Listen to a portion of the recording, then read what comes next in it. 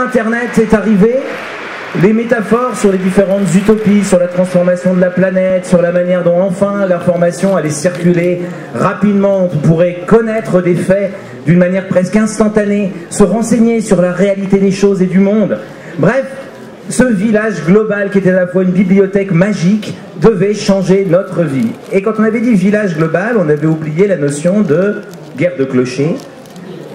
On a oublié aussi le fait qu'une démocratie, c'est à la base beaucoup de gens qui n'arrivent pas à se mettre d'accord et qui finissent par se doter de règles mathématiques pour décider que quelqu'un a finalement raison par rapport aux autres. Et finalement, pendant quelques années, nous avons tous passé beaucoup de temps à attendre une réponse. Ensuite, nous sommes passés au débit et là, nous avons commencé à perdre une bonne partie de notre vie à essayer de convaincre l'humanité entière que nous avions raison face à eux. Je voudrais commencer par la personne qui passe le plus de temps, finalement, à essayer, bien sûr, à essayer de développer un îlot de vérité factuelle. Oula, attention aux vérités, hein, quand même. Hein. Oui, on y va carrément. De toute façon, je me trompe depuis le début. Moi, 3 minutes de présentation, j'ai réussi à faire 4 erreurs. Donc, je peux y aller, toutes basées sur les informations Internet officielles du festival. Précisons-le, moi aussi, je me dédouane. C'est pas moi qui avais tort, c'était Internet. C'est vrai, ça. C'est vrai. Donc ma première question sera celle-là. À quel moment, qu'est-ce qui pousse déjà à se dire, mis à part, j'imagine, une passion personnelle ou autre, à commencer une chaîne YouTube sérieuse, entre guillemets, oui.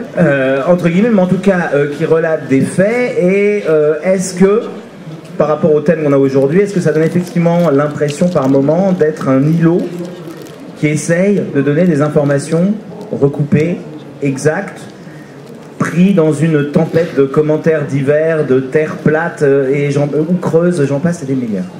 Oui, on a l'impression d'être seul parfois sur Internet à essayer de présenter des faits les plus exacts, les plus précis, les plus vérifiés possibles.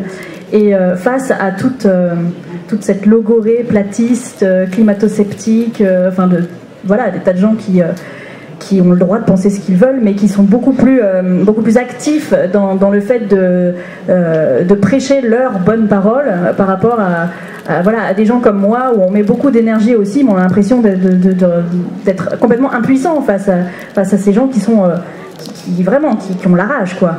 Et c'est le problème qu'il y a aujourd'hui sur Internet, c'est que les gens qui croient sont plus enclins à essayer de convaincre les autres que ceux qui prennent le temps de se documenter, d'aller voir dans quel état est la science aujourd'hui, quels sont les modèles quels sont les consensus qui sont présents aujourd'hui parmi la communauté scientifique. Donc oui, effectivement, ceux qui croient sont toujours plus actifs dans le partage de leurs connaissances, entre guillemets, de leurs croyances en tout cas, que ceux qui veulent partager les connaissances. Donc oui, on se sent un petit peu seul face à cette marée-là, mais on tient le coup, on essaye. Des fois c'est fatigant, mais on essaye.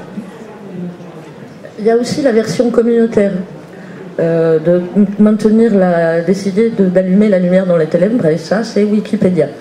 Je suis à mon niveau très très très petit et presque anonyme contributrice Wikipédia. Je travaille essentiellement sur les littératures de l'imaginaire, puisque c'est mon point fort. Et donc, dans l'essentiel de ma contribution à Wikipédia, ça consiste à réécrire les résumés de la Twilight Zone, parce que c'est écrit avec les pieds, et parfois, la personne qui a posté le truc, a échangé 2 épisodes, et a donné un titre, bon, bref. Donc, je rétablis la vérité, entre guillemets, dans Wikipédia, qui est extrêmement décriée par ailleurs, comme étant la source de toutes les fausses histoires, les mauvaises infos, etc., alors que c'est l'encyclopédie participative, la démocratie dont tu parlais, de la raison en action, alors avec tous les défauts de la démocratie, hein, à savoir que il y a des réactions, des créations de comités, donc ça prend énormément de temps qu'un comité prenne une décision, avec les petits chefs dans les coins, qui décident que ça sera comme ça et pas autrement, et qui vont virer les malheureux newbies qui voudraient bien essayer aussi d'être contributeurs. C'est pour éviter cela d'ailleurs que je suis restée à mon niveau très, très basique de je vais rectifier une faute d'orthographe, je vais rectifier voilà.